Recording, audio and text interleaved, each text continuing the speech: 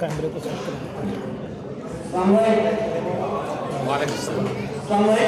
वालेकुम अस्सलाम।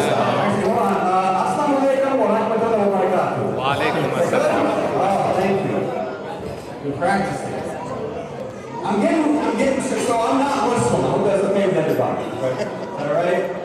I've been practicing my salams and I'm getting too good at them. Yesterday I went to confession, not for being here, but for just for other stuff. And I walked into the church and I saw the priest and I was like, hey Father, assalamu alaikum. And I sat down. I was like, oh no. This is echoing really badly, right? Is there a different, yeah, there's a mic.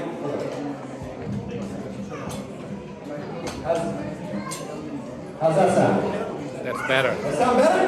Okay. That sound better. It is, I'm very glad to be here. I'm very glad to be performing after the fundraising. Sometimes they put me before the fundraising. Sometimes they put me up right after the fundraising. And I always feel like a hostage. Because there's a Muslim up here and he's like, $2,000 more and we release the American. I'm like, oh, okay, great, there you go, there you go. It's great to be here performing at the YIslam.com banquet.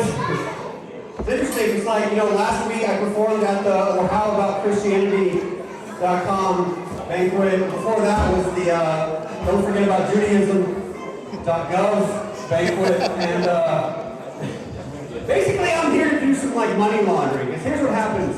There's an event for Islam, right? And you all are giving to Muslim causes, right? And then a very, very small portion of that goes to me to perform, all right? And then 10% of that goes to the Catholic Church, okay? And 30% of that goes to the United States government in taxes, and which they give to Israel, who then create the need for more Muslim causes. So it's just a big, huge circle of Abrahamic money laundering. That's why we're here. That's why we're here. I guess I'm also here for y'all to practice dawah. Is that what y'all brought me here to do? There's all this talk of dawah, and people practice on me all the time. I did get one piece of dawah that I will always remember, and that is I was talking about Islam during an event, and someone in the audience shouted out, just try it. That was the dawah. He shouted out, just try it. And it was interesting because I had never heard that before. He was like, no, do it for a month, and then if you don't like it, you can go back. And I was like, I don't think you can go back. That's the thing. And so, anyway, it didn't work or something. I don't know. We'll find out tonight. The interesting thing is that as a Christian, I have converted 0 Muslims to Christianity, okay? However, I have had at least a dozen people contact me and say that because of all the stuff I say about Islam, they checked it out and they're becoming Muslim. Wow. So I have a 0% success rate. Helping people become Christian, but a pretty good success rate doing dawah myself. I don't know. I think that's, I was here last time, I think in 2022. It was 2 years ago. What year is this? I have no idea. Okay, 2 years ago I was here, and I've learned a lot since then. I'm almost Mclellan, right? I'm almost there, almost responsible. But there's still things that I'm learning, okay? There's still things that I'm learning. One thing I learned recently is the word mashallah, right? Everybody always says mashallah. One thing I learned recently is that mashallah is not the most popular girl's name in Islam. That's what I thought. Because I would meet people and they would be like, this is my daughter, mashallah. And I'm like, oh, okay. Nice to meet you, mashallah. I'm Jeremy. Very nice to meet you. And they would be like, this is my other daughter, mashallah. I'm like, oh. We have 2 daughters named mashallah. Okay. All right. This is my son, mashallah. Okay. Okay, that's too many mashallahs in one family. Maybe it's a last name, okay? Very nice to meet your family, Mr. Mashallah. Thank you for introducing me. And then I would introduce my kids, and I would be like, this is my daughter, Jewel. They would be like, oh, Jewel, mashallah. I'm like, no. Stop trying to change her name. Wait until later. Okay, her name is Jewel Mclellan. Yes, Jewel Mclellan, mashallah. No! I love the name mashallah. I love saying mashallah. I love saying, you can't say it mad, right? When you say it, it's just mashallah. I get the nur on my face, right? I get the mashallah. It's such a nice thing. Like, if I had more kids, I would name one of them mashallah. I'd be like, this is my daughter, mashallah. It's my son, alhamdulillah. It's my wife, astaghfirullah.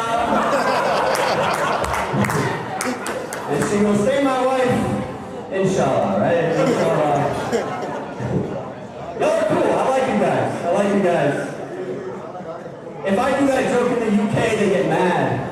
UK Muslims are intense, right? I did that joke in the UK in London, and this girl came up to me and she was like, "You can't do jokes like that." And I was like, "Why?" And she was like, "You're a Christian, you're a white guy, right? You can't do jokes about inshallah, all those words." And I was like, "Fine, I'll never do it again, inshallah." And so, I'm doing it. I'm doing it. I love shows like this, and like everybody's always really nice to me, but 2 weeks ago I did a Muslim event, and afterwards this guy came up to me and I was like, "Hey, assalamu alaikum," and he said, "Okay, kafir."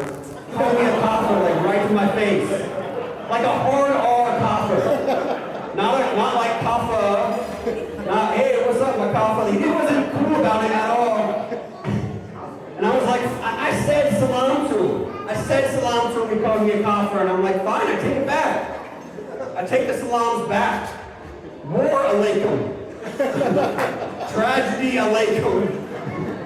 May Allah increase your risk. Literally your risk, I don't know. I do meet crazy people every once in a while, you know? And like, it's interesting, like, if you're a different religion from somebody, it's hard to tell who's crazy and who's not, you know? It's hard to suss them out. And one time, this guy on my Facebook, he was commenting, and I was replying to him, and I got a comment from somebody else. I got a message saying, "Do not talk to that guy." And I was like, "Why not?" And they were like, "He's an extremist in Pakistan." And sure enough, I looked at his profile. Half of his posts were like anti-Shia, like murderous stuff, right? Like very hateful, like kill everybody stuff. And the other half was memes about how pineapple does not belong on pizza. Those were his two main concerns. His two main concerns in life were Shia and Hawaiian pizza.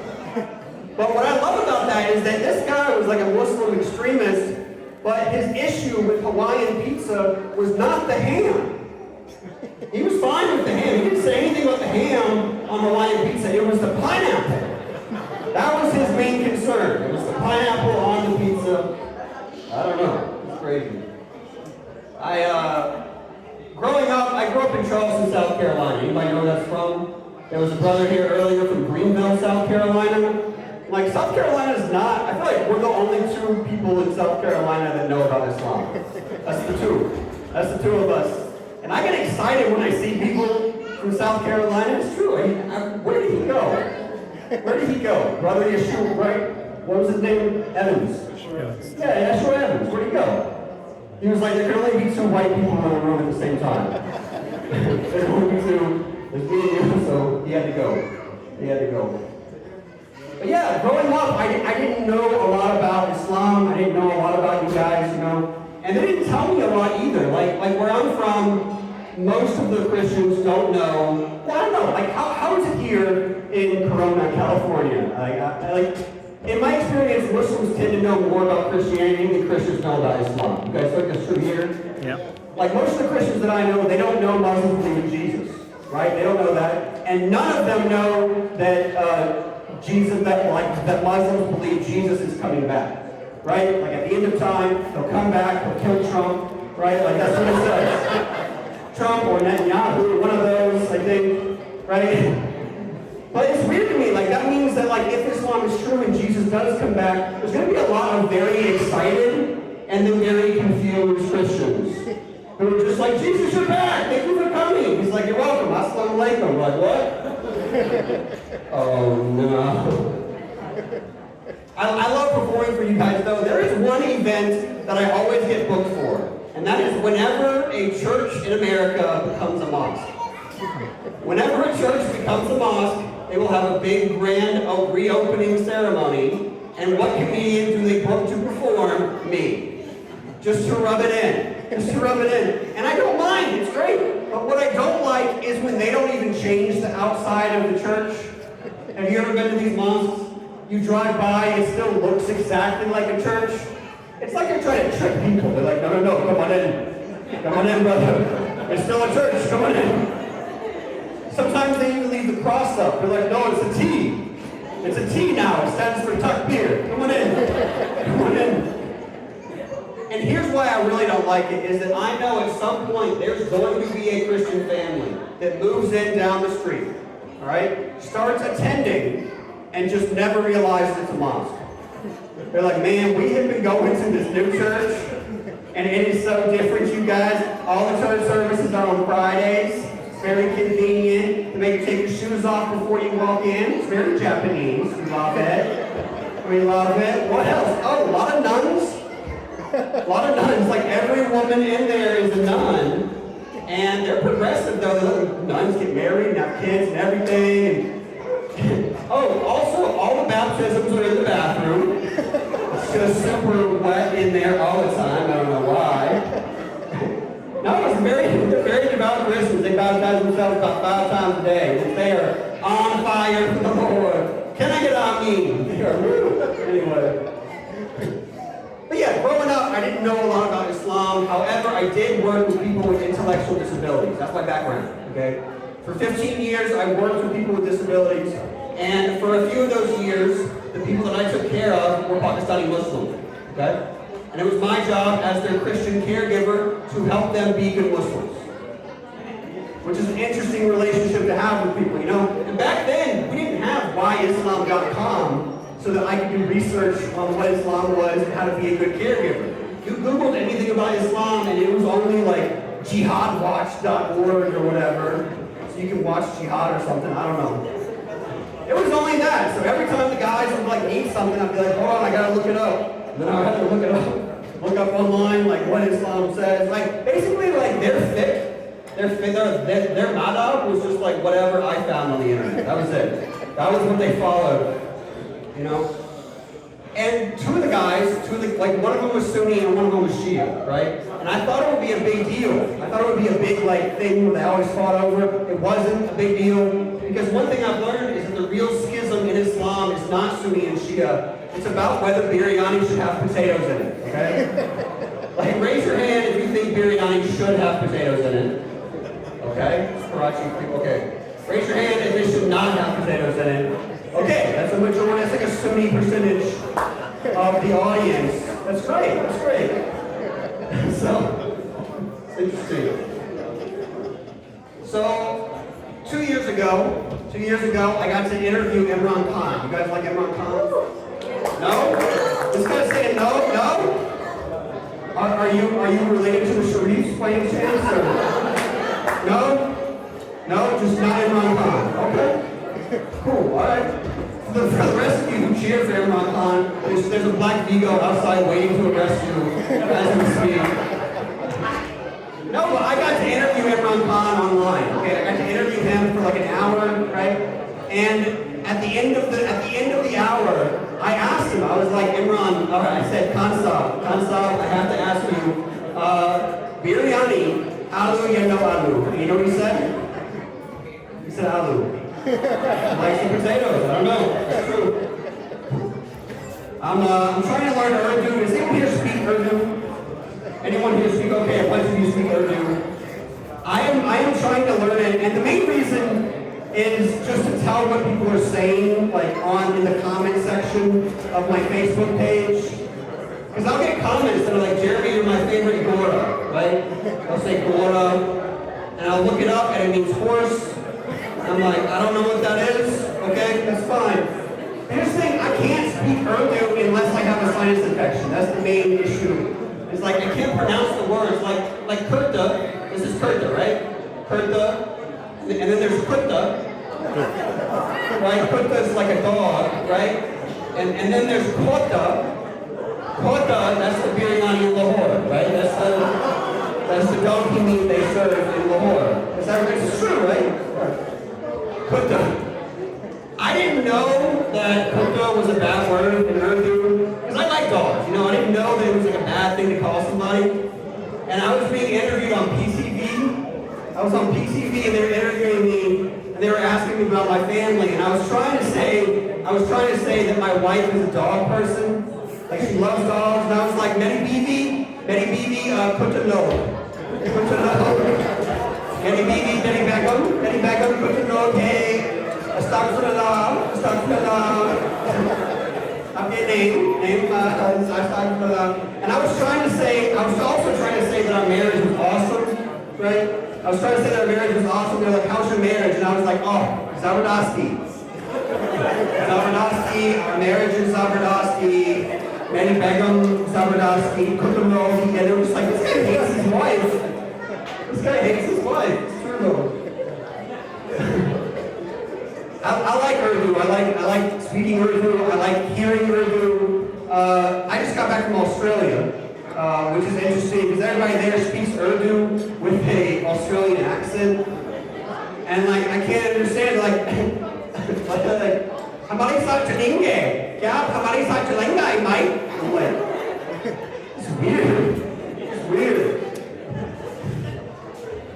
I don't know. It's weird. It's weird. I need a translator in Australia just to talk to white people. That's how bad it was in Australia. I don't trust translators though. Every time I go to Pakistan, I have a translator. And the translator, I don't trust them because the people who speak to me, you know how it is in Urdu, people will speak Urdu but have like random English words in there. Or they'll speak English and have random Urdu words in there too.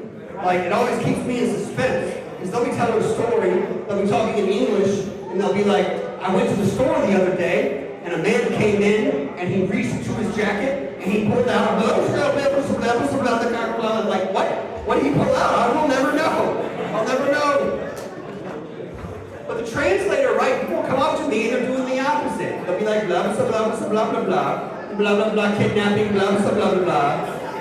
And the translator will be like, he said, welcome to our beautiful country. And I'm like, no, he didn't. No, he didn't. He didn't say anything about that. And they're like, no, he called you handsome. He called you handsome. No, he didn't. No, he didn't. I'm never really nervous about going to Pakistan. My mom is nervous for me. She's real nervous for me. My mom will be like, Jeremy, you're a Christian. If you go to Pakistan, someone's going to kill you. And I gotta tell her, like, no, Mom, you don't understand. Like, all the people that want to kill me live in the United States. Right? I'll be fine in Pakistan. Matter of fact, if I ever had to flee the United States, that's where I would go. Right? I would flee the United States. I would go to Pakistan. I would go to a city in Pakistan called Abbottabad. Right? Because apparently you can hide there for years and years and years, and no one ever finds you. That was a big long joke. That's supposedly where he hid. I've been to Abbottabad, and I don't think a 6'10" guy would fit in, be able to like go without notice. I don't know. A lot about that I don't believe. So, I don't know. I made a mistake though. I told that joke in Islamabad. I was in Islamabad, and I was like. I told that joke, and this woman in the audience got real mad. She stood up in the middle of the show without her husband's permission. It was very upsetting. She stood up and she was like, excuse me, I'm from there. And I was like, really, you're from Abbottabad? And she was like, yeah, and it's not pronounced Abbottabad. I was like, okay, well, how do you say it? She was like, Abbottabad. Abbottabad, right? Abbottabad, right? Abbottabad. And I said, oh, well, that's why we couldn't find him. And I was like, because you know, for years, George W. Bush was like, we gotta go to Abbottabad. He's probably in Abbottabad, we gotta go get him. The CIA was like, we don't know what he's talking about. Let's just go right back. That's what they did. That's how it happened. That's how it happened. That's my guess. That's my guess. So you don't like Imran Khan? No, it's okay that you don't. What's that? Yeah, okay. Oh, I'm doing a caricature. What? You say that you're trying to do the entire show about us. I'm doing the entire show about you. Okay. Should I do something different? I should do what's up? My intention is like that. My intention, should I do it about something else? You guys know Russians. I don't know. I don't know. I thought I would do this. It's Okay, but here, you might like this story. So, I do have something good to say, ma'am. I do have something good to say about Nawaz Sharif. I will say this. And that is that when I was supposed to go to Pakistan, okay, a rumor got started in Pakistan that I am Imran Khan's son. That's true. Basically, his ex-wife, Rayhan Khan, she said he had a love child in the West. And I was just trying to be funny on Twitter. And I replied to her and I was like, that was our secret. You're not supposed to tell anyone about me, right? Just trying to be cute, okay? And someone screenshotted it and put it on a pro Nawaz Sharif Facebook page with the caption, "We found him." And there's just me like doing this, right? And this was like a few weeks before I was supposed to go to Pakistan, right? I had already sold all the tickets to my tour. And sure enough, like 5 days before I go, I get a phone call saying that my visa was declined. Okay? And Nawaz Sharif's the prime minister, so I'm like, oh, I gotta fix this. So I go to my friend Sultan's house, we get on the phone, and we contact everybody that he knows in Pakistan. Somehow, this is like the night before I'm supposed to go to Pakistan, somehow we get a hold of Nawaz Sharif's secretary. Okay? We explain the situation, he says, I'll see what we can do. An hour later, we get a phone call saying, go to the embassy. I go to the embassy, they stamp my passport, I go on the plane, and I go to Pakistan. And this is true. On the flight to Pakistan, Nawaz Sharif was removed from office. Right? He tells, and so if you think about it, it's true. Nawaz Sharif's last act of corruption was getting me my visa to go to Pakistan. So thank you, Nawaz. I appreciate that. I have a wife, obviously. I have a wife. She's great. I love her. She used to worry a lot about whether I would become Muslim. She used to worry a lot doing shows like this, hanging around Muslims. She was always worried. And at one point, just a long time ago, but at one point she was like, Jeremy, if you did become Muslim, I might have to divorce you. And I told her, I was like, actually, we're Catholic, so we can't get divorced.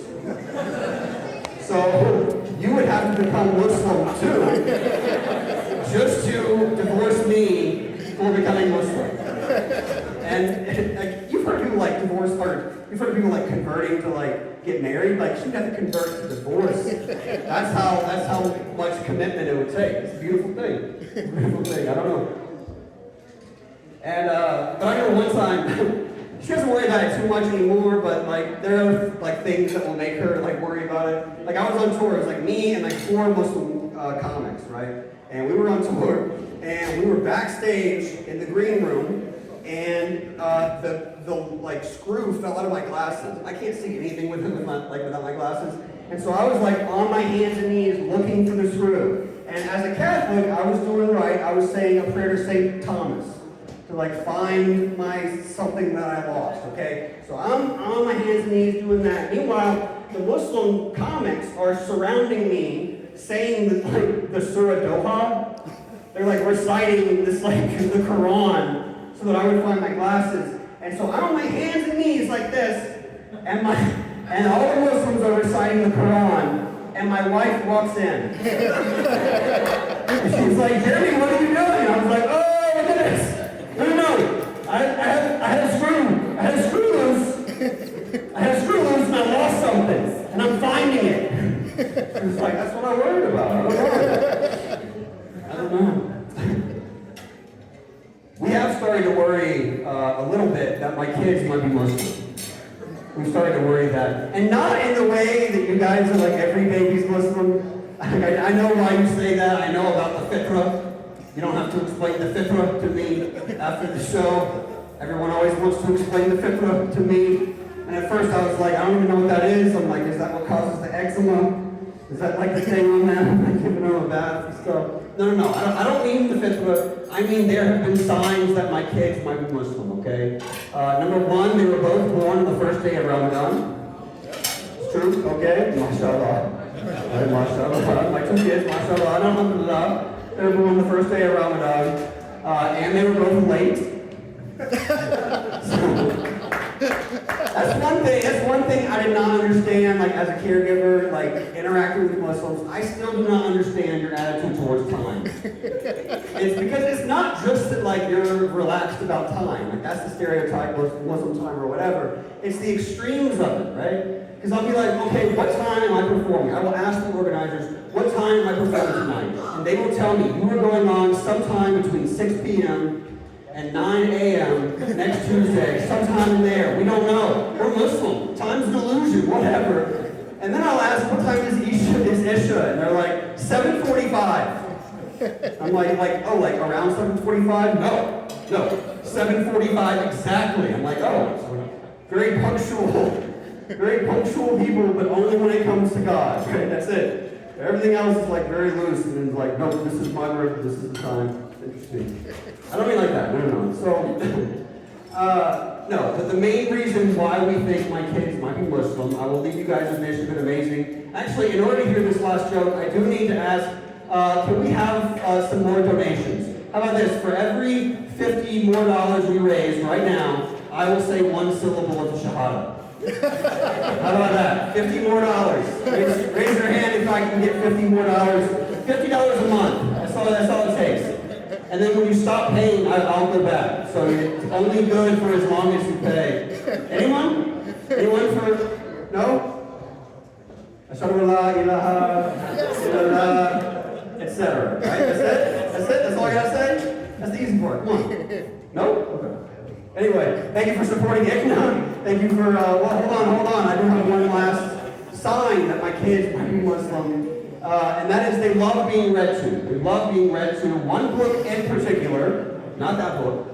I read the Quran to them every night, and they're like, why are these kids becoming Muslim? No. The book is called Good Night Moon. You guys heard of this book? Yeah. Right? They love this book. The problem is, whenever we read them Good Night Moon, they will start arguing with me about whether they sighted the moon. And it's just this huge debate, like every night. And I'm like, no, it's right there. It's right there in the window, baby. It's right there. They're like, it's cloudy. It doesn't count if it's cloudy. And I'm like, no, you are not Muslim. Okay.